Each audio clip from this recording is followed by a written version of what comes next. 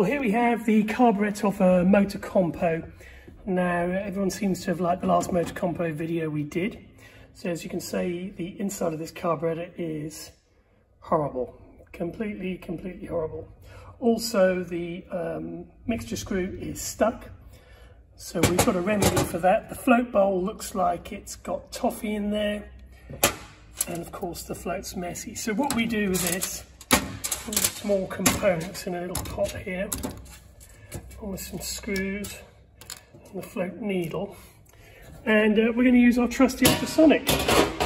So if we just pop the carburettor in there, the float bowl, gently lower those in so we don't lose any small components, and before we start our ultrasonic we always put some heat in there.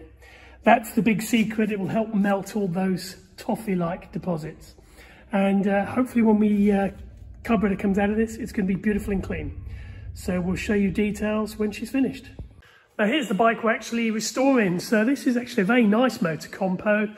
The frame's in good order, the petrol tank is clear, and as we said, we're just doing the carburettor on her.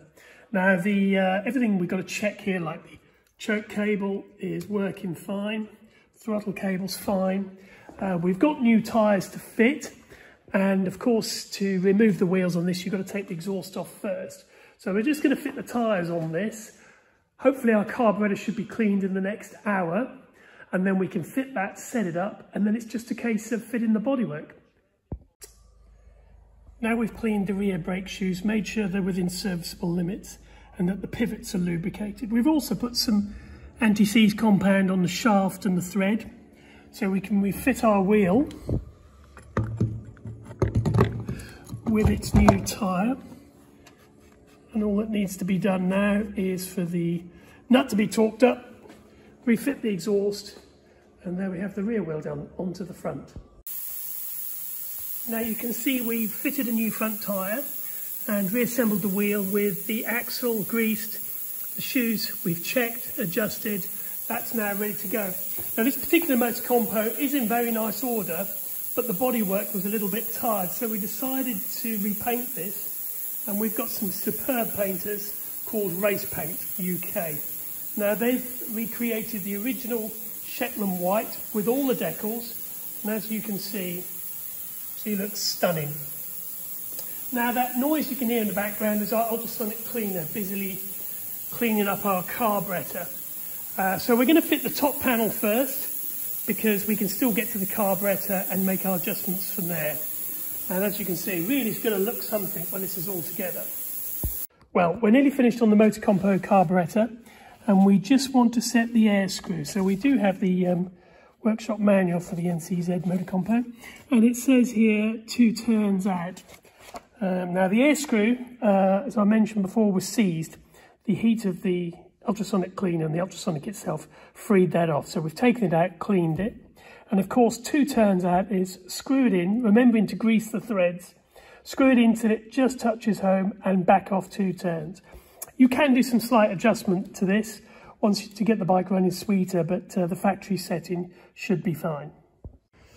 Well, here we are. This is our finished Honda Motocompo, all with new paint and new decals in the correct shade of Shetland white. As you can see, she looks stunning. The new tyres are fitted and she's ready to go. Now, I thought I'd show you one feature on this bike that is a bit different from all the others. If you remove the centre panel, flip it over, we've actually got the genuine NCZ50 Motocompo owner's handbook, workshop service book, safety book, and the dealer card. I can't remember the last time I had one of those included in the bike, so very rare, and I think that makes this such a nice example. We've rebuilt the carb with, as mentioned before, with a new float needle, so everything is now beautiful, working as it should, and I think that's really one of the nicest Motocompos available. We haven't restored it completely, only the bodywork, which is usually the worst thing on these, so there are some wear and tear marks, but I think it's a nice honest bike and shows you what you can do with these for not a lot of money. So she'll be going live on the website today, And if you have any inquiries, please let me know either on YouTube or approach us on the website classicandrare.co.uk. If you're quick, we can arrange Christmas delivery in the UK. This one will need to be registered, which will take 3 weeks, but just let us know.